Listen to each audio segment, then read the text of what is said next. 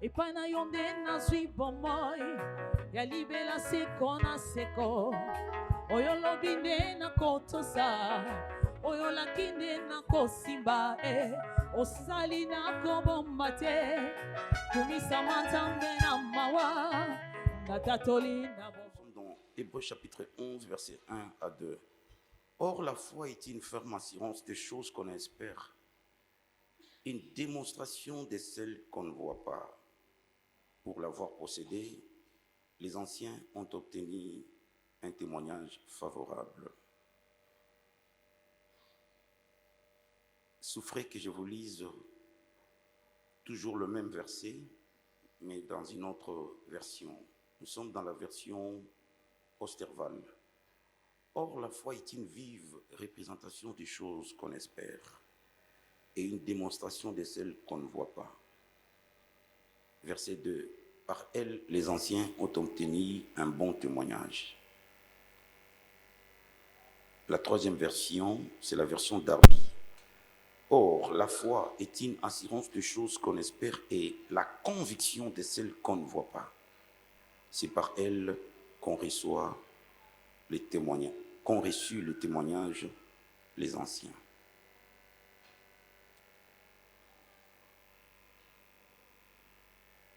Amen. On peut s'asseoir, s'il vous plaît.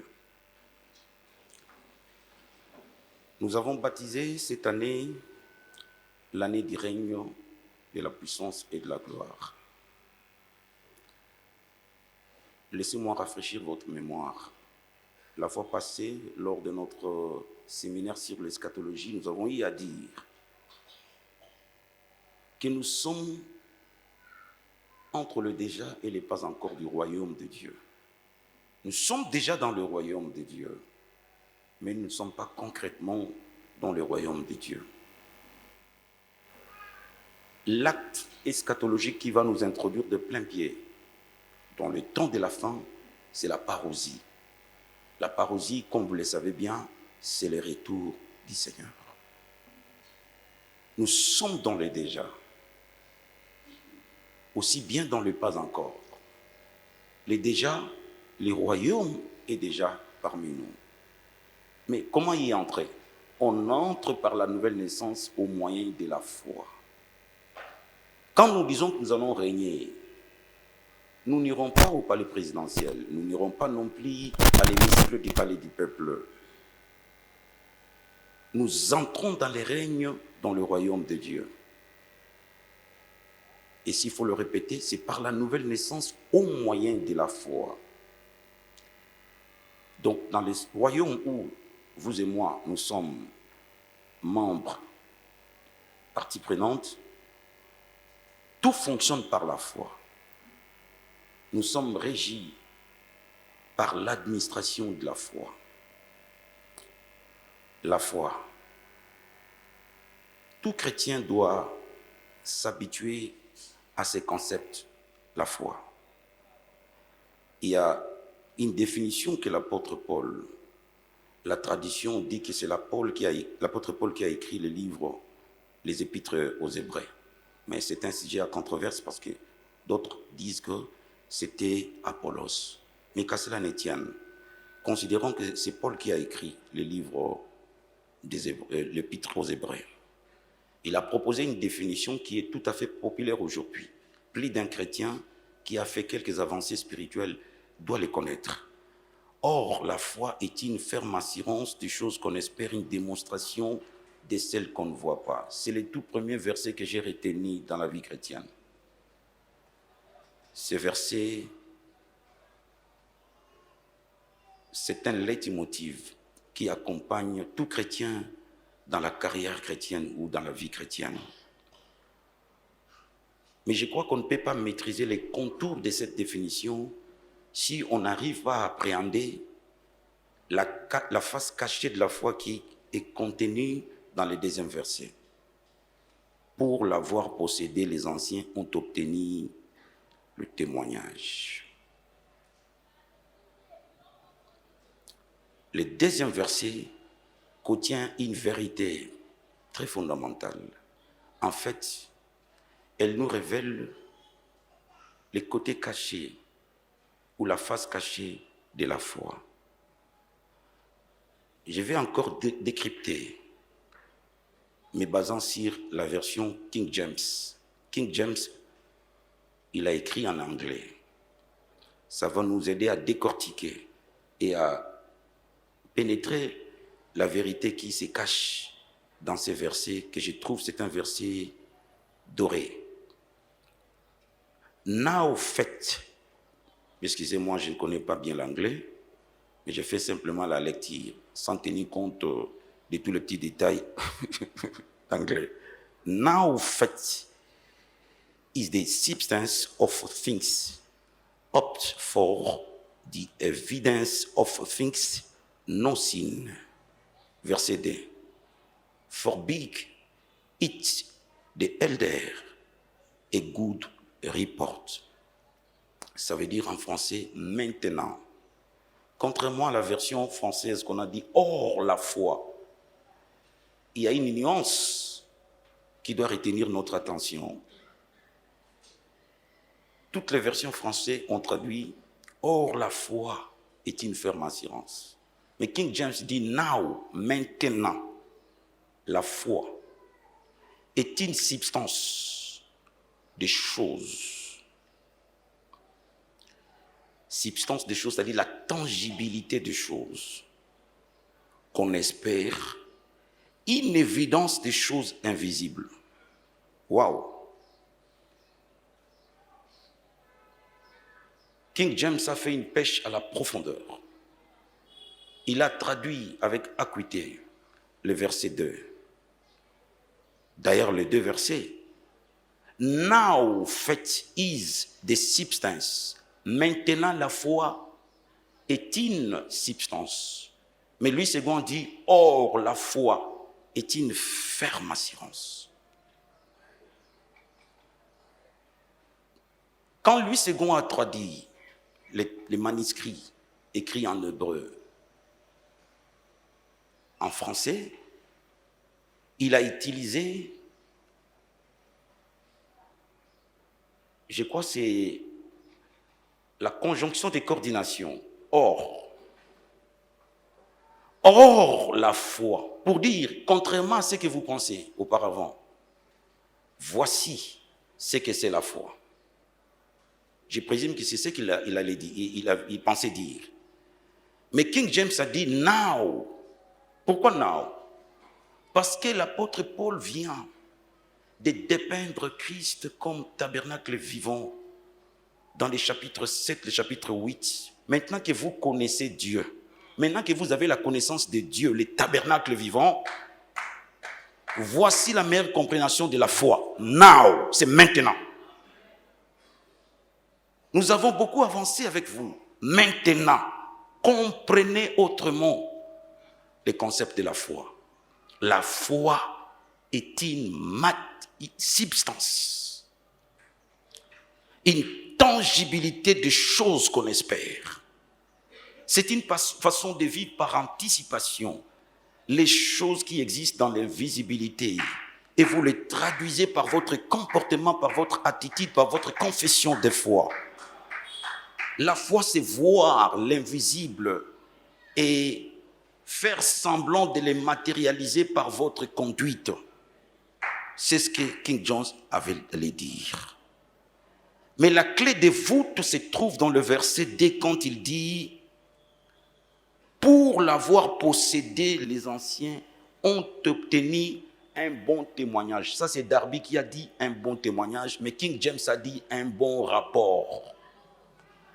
Faire les rapports, c'est donner votre point de vue par rapport à ce que vous avez vu.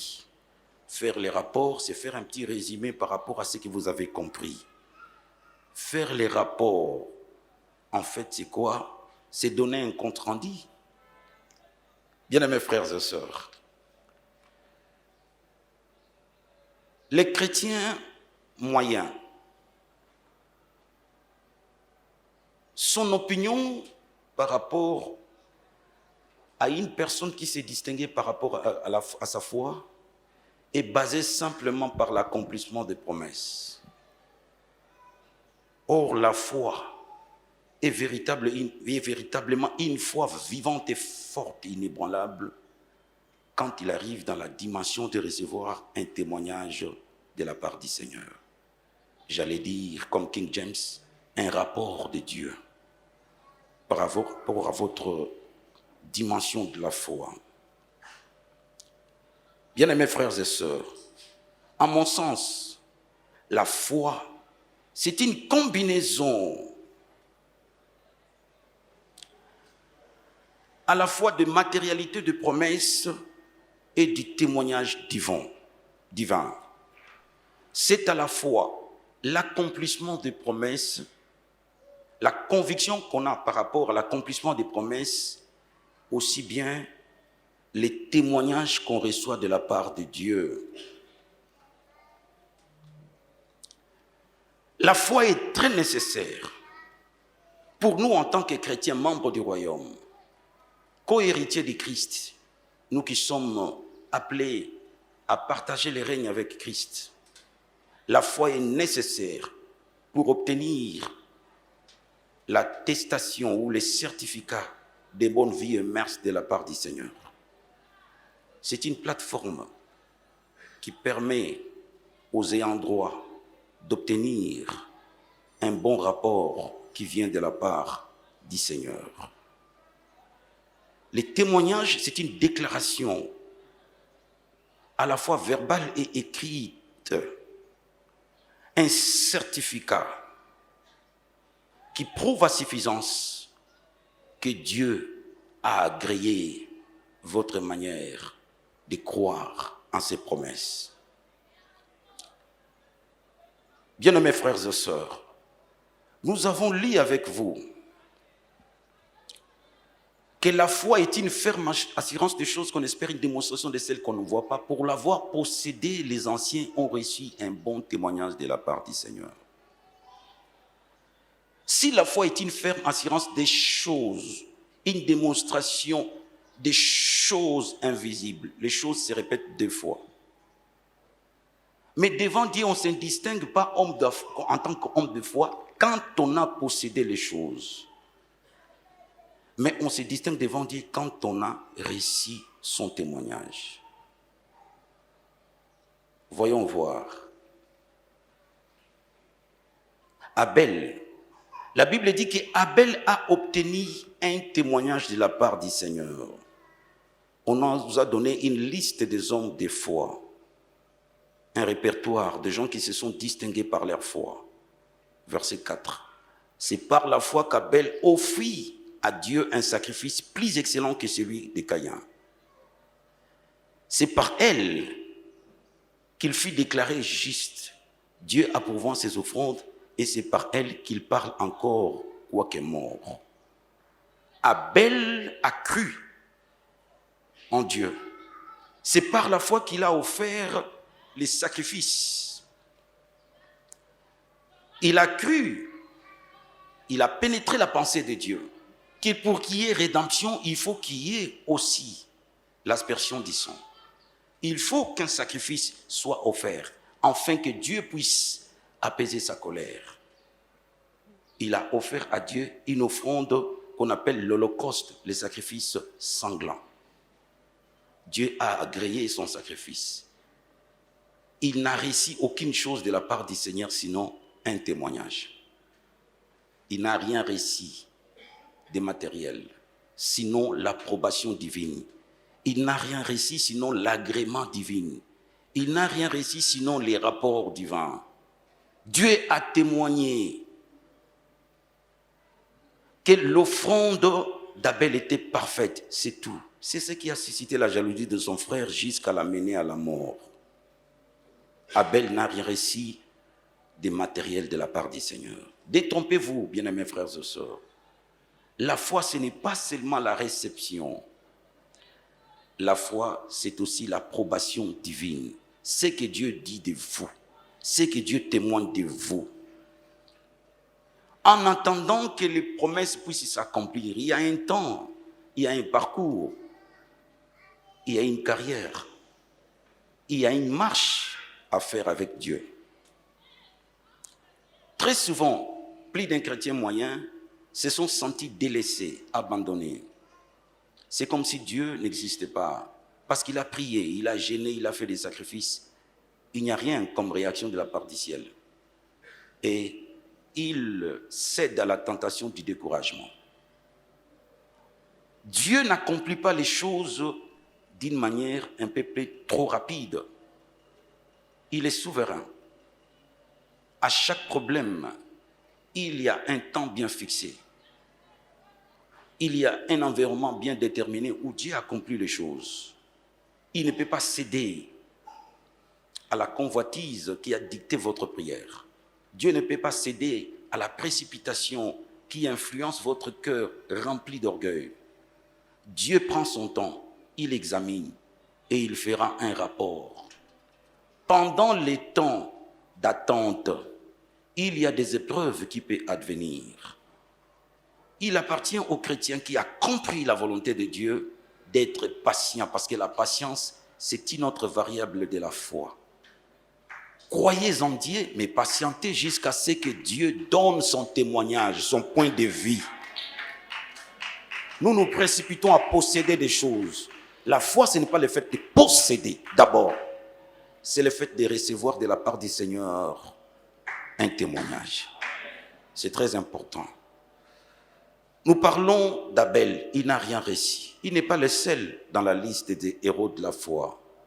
Enoch aussi, la Bible dit, nous sommes dans le verset 5, c'est par la foi qu'Enoch fut enlevé, pour qu'il ne vit point la mort et qu'il ne parut plus parce que Dieu l'avait enlevé. Car avant son enlèvement, il a réussi quoi? Il a réussi les choses?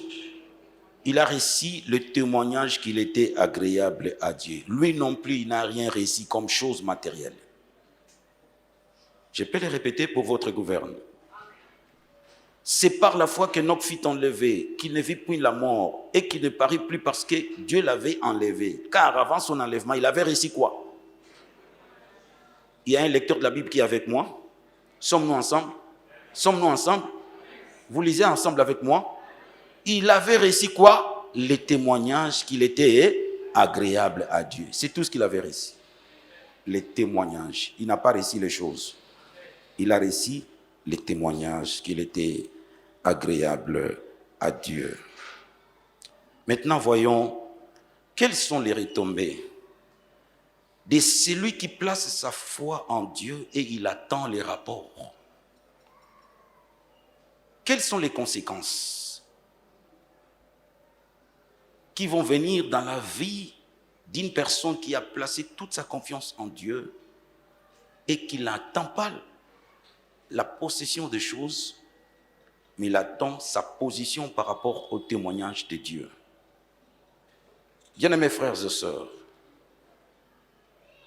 je rentre chez Abel. Quel rapport Abel a reçu de la part du Seigneur? Abel a cru et par voie de conséquences, il a reçu un témoignage qu'il était agréable à Dieu. Après avoir reçu son témoignage, si bien que mort, la Bible dit, il continue à parler.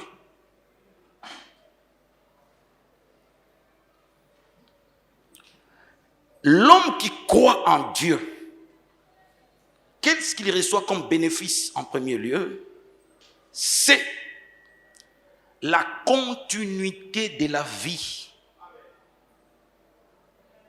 Vous vivez autrement, si bien que mort. Abel a donné à son sang une valeur éternelle. Il a donné à son sang une bouche qui réclame, si bien qu'il était mort. Écoutez, c'est par la foi qu'Abel offrit à Dieu un sacrifice plus excellent que celui de Caïn. C'est par elle, la foi, qu'il fut déclaré juste. Dieu approuvant ses offrandes, et c'est par elle qu'il parle encore, quoique mort. Vous le savez plus que moi qu'Abel est mort, n'est-ce pas? Mais il continue à parler. Est-ce qu'un mort peut parler? Un mort, un cadavre peut parler? Entre nous soit dit. Est-ce qu'un mort peut parler? Abel continue à parler jusqu'aujourd'hui. La Bible dit les sangs du Christ parlent mieux que le sang d'Abel. Donc les deux sangs parlent. Le sang du Christ parle, aussi bien le sang d'Abel. Mais le sang du Christ est plus éloquent que le sang d'Abel. N'est-ce pas? Mais Abel continue à parler. Il parle à travers son sang. Déjà, si tu mourras, mais ton sang va continuer à parler. Ton sang parlera à travers Mystère. Ton sang parlera à travers le petit-fils qui viendra après Mystère. Tu es parti, mais tu continues à vivre autrement. Ton sang parle.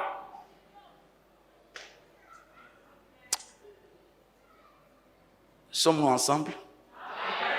Est-ce que vous pénétrez ma pensée? Et derrière ma pensée, vous pénétrez la pensée de Dieu? Pour avoir possédé la foi, les anciens, ceux qui nous ont précédés dans cette carrière de la foi, ils ont reçu un témoignage. Si vous priez et que vous n'avez jamais reçu jusqu'à preuve du contraire les témoignages de Dieu, vous n'êtes pas encore qualifié héros de la foi. Hébreux 11, c'est la liste des hommes qui ont été distingués et déclarés héros de la foi par Dieu lui-même. Deuxièmement, bien-aimés frères et sœurs, Enoch, il a reçu un bon témoignage de la part du Seigneur avant son enlèvement. Abel a reçu le droit de continuer à parler après sa mort. Mais Enoch a reçu un témoignage avant son enlèvement. C'est-à-dire, c'est ce témoignage qui a accrédité son enlèvement. Bien-aimé, Enoch a marché avec Dieu pendant 365 ans. Et il fut ravi par l'Esprit de Dieu. Il fut retiré de la terre. Dieu l'enleva parce qu'il était agréable devant Dieu. La deuxième retombée positive d'un homme qui reçoit les témoignages de la part du Seigneur, c'est quoi? C'est l'agrément. Pour ne pas dire l'agrégation. Dieu t'agrée. Et Dieu te retire parmi les communs des mortels. Dieu te fait sortir du lot de Monsieur Tout-le-Monde et te met en exergue. Dieu te fait sortir de la parenthèse de Monsieur Tout-le-Monde, il te met en évidence. Tu reçois l'agrément divin. Quand Dieu agrée les voix d'une personne, dispose même le cœur de ses ennemis. Le Seigneur a pressenti l'avènement du déluge et il a retiré de justesse Enoch, qui a échappé au déluge. Parce que les hommes de l'époque vivaient 800 ans, 930 ans. Lui, il est mort très tôt, à 365 ans, il est parti. Il a échappé des justesses au déluge qui devait venir. C'est-à-dire que l'œil de Dieu devient encore focus sur vous. Il contrôle tous les mouvements jusqu'au moindre détail. Aucun danger ne peut venir sans que le Seigneur prenne toutes les dispositions requises pour vous mettre à l'abri. Vous êtes devenu cette fois-là un enfant chéri de Dieu. Et tous les ciels s'intéressent à vous. L'agrément divin. Est-ce que Dieu t'agrée? Est-ce que Dieu te donne son approbation? Vous avez le feu vert. Devant les impossibilités apparentes, vous fonctionnez au mode possibilité. Comment échapper à la loi de la gravitation? Comment un pauvre mortel peut monter, quitter la terre? Isaac Newton ne sera pas d'accord. Pour quitter la terre, il faut aller très vite que la lumière. 300 millions de kilomètres par seconde. Waouh! Enoch a échappé à la loi de la gravitation. Il a quitté ce monde. Il est allé au ciel. Et les esprits faibles disent qu'il non, il doit encore retourner pour subir la loi, parce qu'il est réservé aux hommes de mourir une seule fois, après quoi viendra le jugement. Quelqu'un qui reçoit les témoignages de Dieu, il va subir la dictature de la grâce. La dictature de la grâce impose la loi de l'exception. Il y aura exception. Si tous les hommes sont nés par une femme, Adam n'est jamais né par une femme. Si toutes les femmes aussi doivent naître par une femme, Ève n'est pas née d'une femme.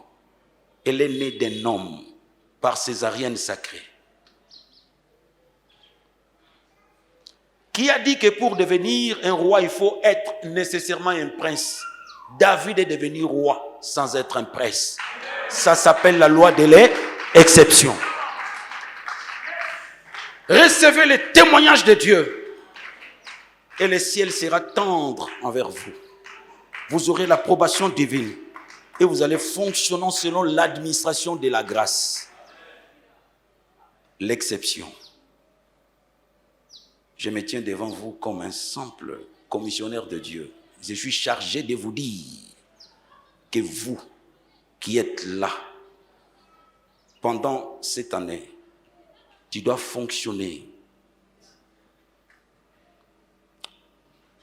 sous la puissance de la dictature de la grâce.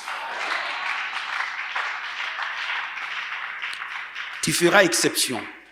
Là où tout le monde s'arrête, toi tu dois avancer. Là où tout le monde échoue, toi tu dois réussir. Pourquoi? Parce que vous avez l'approbation divine. Vous avez l'agrément de Dieu. Dieu agrée vos voix. Et quand Dieu agrée le voix d'une personne, même les ennemis deviennent trop gentils. Une gentillesse inhabituelle. Les gens les plus féroces, les gens les plus cruels, tu peux les apprivoiser parce que tu fonctionnes sous le parfum de la grâce. Vous exhalez le parfum de la grâce, vous forcez l'admiration des gens, vous êtes aimé facilement. Dieu crée un scénario de manière que tu sois l'acteur principal. Et tout porte à croire que toi, tu es toujours chanceux. Ce n'est pas de la chance, c'est la grâce. Toi, tu es chancard. Non, ce n'est pas question d'être chancard, c'est la grâce. Tu vas fonctionner selon ce monde-là. Oui, bien-aimés frères et sœurs. Enoch a échappé à la mort. Et il a fait l'exception. Oui, bien-aimés. Nous avons vu Job. Job.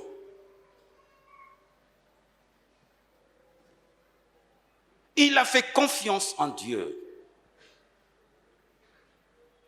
Il a marché avec Dieu avec une crainte respectueuse. Il a marché avec Dieu comme un saint homme qui s'est distingué parmi celles et ceux de sa génération. Et quelles ont été les retombées positives? C'est notre troisième point. Job a inspiré le respect à Dieu.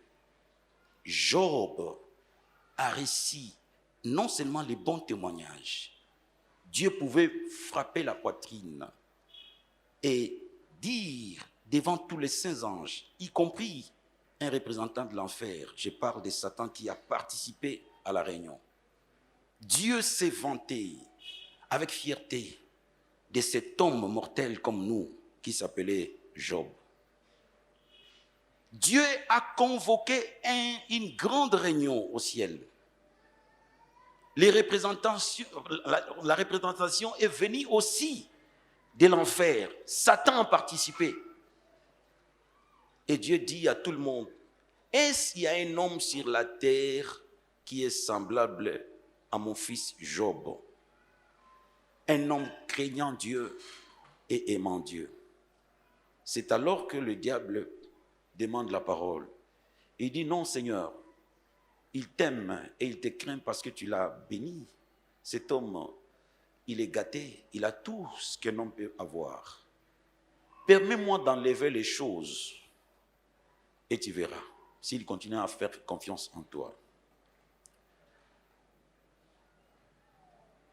On a enlevé les choses. Dieu a permis que le diable frappe Job.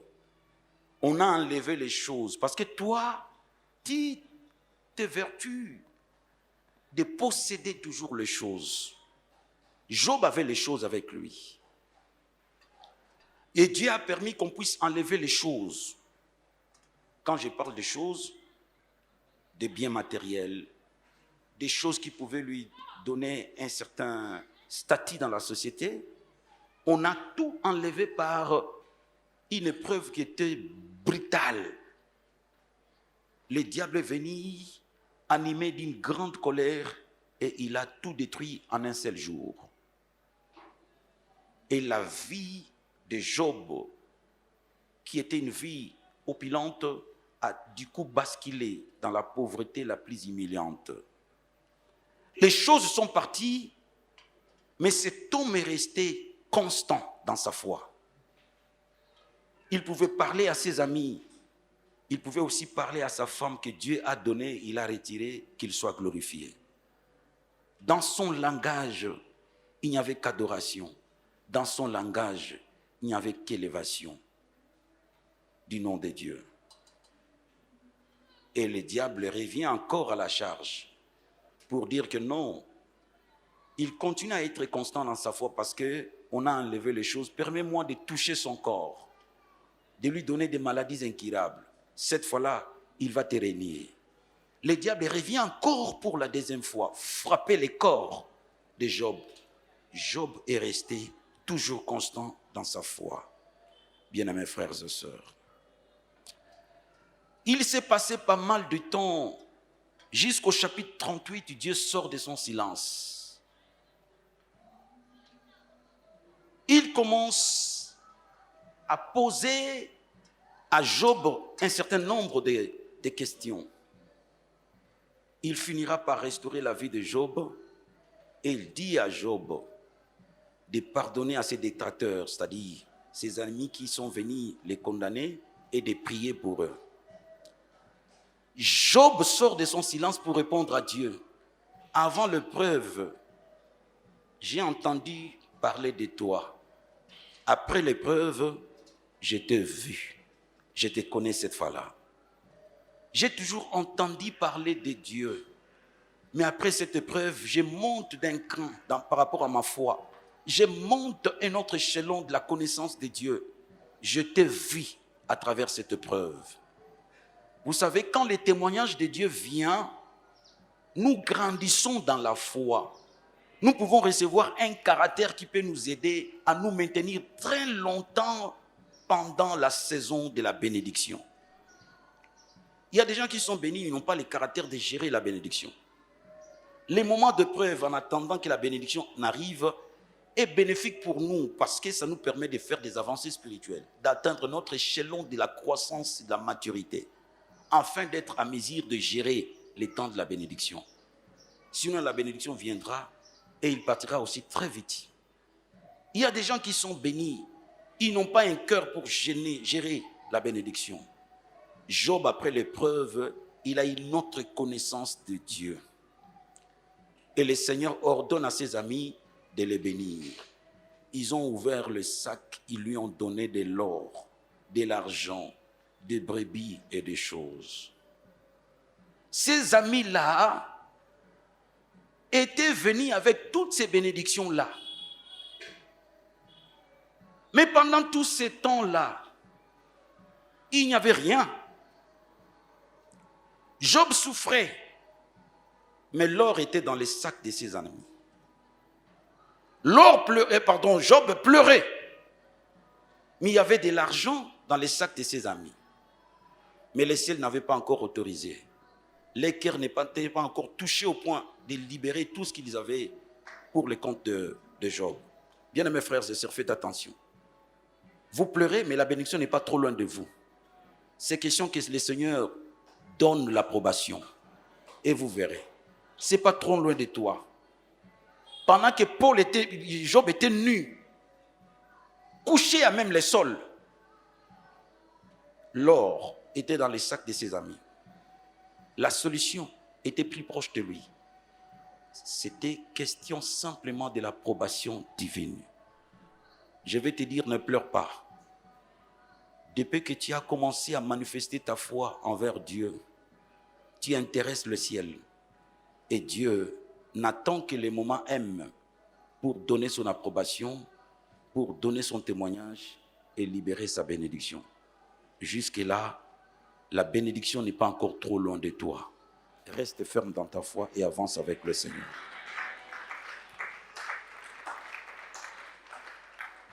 Je parle d'Abraham, bien-aimés frères et sœurs. Souffrez que je vous lise les tout derniers versets et que je vous donne le tout dernier point. Nous sommes toujours dans Hébreux chapitre 11. Observez dans le verset 8.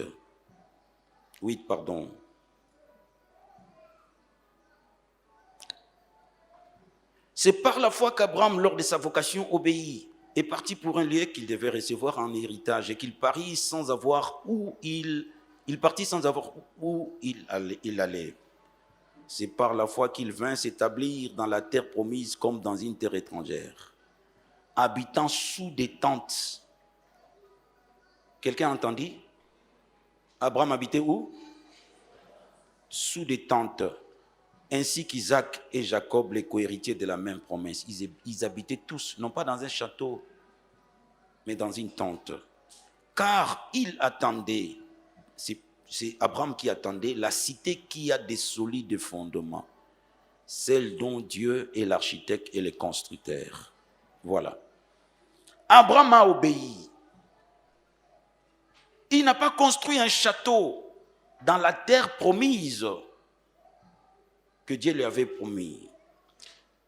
Il s'est installé au pays de la promesse, mais il habitait sous des tentes. Pourquoi? Parce qu'il entrevoyait une nouvelle cité, la cité dont Dieu lui-même est l'architecte. Il a salué de loin. Il n'a pas construit une maison avec des matériaux solides. Il vivait sous une tente, s'il vous plaît. Mais après plusieurs années, Jésus parlant d'Abraham, quand il a proposé à ses contemporains la parabole du riche et du pauvre, Jésus a dit, les riches meurent, Lazare meurt et il se retrouve dans les seins d'Abraham. Les seins d'Abraham, c'est quoi? Les seins d'Abraham, c'est quoi? C'est le paradis. Les seins d'Abraham, pas la parcelle d'Abraham, mais les seins. Je peux quitter ma parcelle, mais les seins, c'est à moi. Le ciel est devenu les seins d'Abraham, propriété privée d'Abraham. Ah, il était dans la terre promise, n'a pas construit une tente, mais Dieu a construit toute une cité en son nom. Qui aspire à aller au ciel? Vous savez, le nom du ciel, c'est le sein d'Abraham. Le paradis où nous allons passer toute notre éternité a un nom. Ça s'appelle comment? Le sein d'Abraham. Abraham n'a pas construit une tente, mais Dieu a construit toute une cité pour lui. Nous irons au sein d'Abraham. Lazare nous a déjà précédés. Le sein d'Abraham. Waouh! C'est plus qu'un rêve, ce que Dieu réserve pour toi. C'est plus qu'un soupçon, c'est plus qu'une imagination. C'est trop grand. Aspire aux grandes choses. N'aspirez pas aux petites choses. Comme nous avons l'habitude de le faire, vous et moi. Nous nous précipitons derrière des petites bénédictions éphémères. Tu t'attaches aux choses passagères, au lieu de travailler pour les choses durables et des choses éternelles. Bien-aimés frères et sœurs, emboîtons le pas des anciens qui ont réussi de la part du Seigneur témoignages. J'ai beaucoup aimé le vocabulaire utilisé par King James. Lui n'a pas appelé ça témoignage, mais rapport. Dieu fera les rapports à votre chef par un songe, par une conviction, de signer, de notifier votre élévation. Dieu fera les rapports pour parler à la terre d'Engiringir d'être tendre avec Shalom. Dieu fera les rapports aux partenaires de la destinée qui se trouvent à 8 km de toi de prendre son avion et de venir vers toi. Dieu fera les rapports. Continue à faire confiance en Dieu. C'est trop simple de posséder les choses, mais c'est plus supérieur de recevoir les témoignages de Dieu et l'approbation divine. Tu auras des choses durables cette fois-là. Que Dieu bénisse sa parole.